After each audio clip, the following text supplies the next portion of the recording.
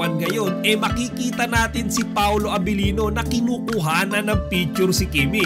Mga chika, todo-todo ang posing dyan ni Kimi.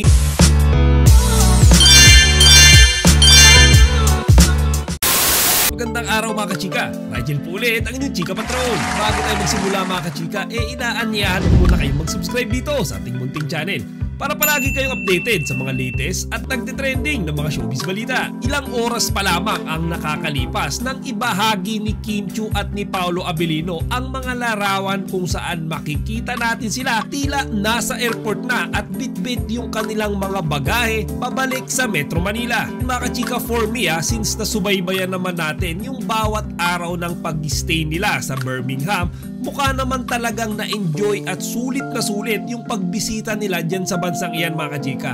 Hindi lang yung dahil sa event na pinuntahan nila, pero dahil na-enjoy din nila mag-jogging, alam nyo, nakapamasyal din sila, nakatikim ng iba't ibang pagkain. Sigit sa lahat mga kachika ay nakapag-bonding. Mga kachika, isa sa mga kumakalat na larawan ngayon, makikita natin si Paolo Abilino na kinukuhanan ng picture si Kimi. Mga chika, todo-todo ang posing dyan ni Kimi, habang si Paolo naman seryoso sa kanyang pagkuha ng mga litrato.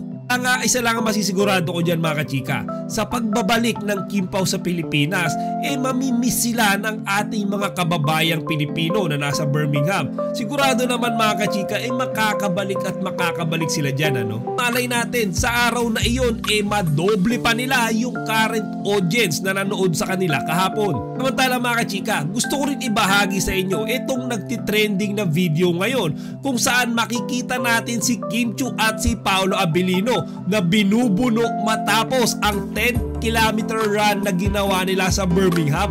Mga chika, sa totoo lang bilib na bilib ako sa kanilang dalawa dyan sa video na yan, kasi alam nyo, 10 kilometer medyo malayo-layo yan at natapos nila yan sa maikling oras lang. Isa nga sa nakita ko dyan mga kachika, pag nakakaramdam ng pagod, minumotivate nila yung isa't isa para huwag huminto sa pagtakbo mga kachika. Halina't sabay-sabay natin panoorin.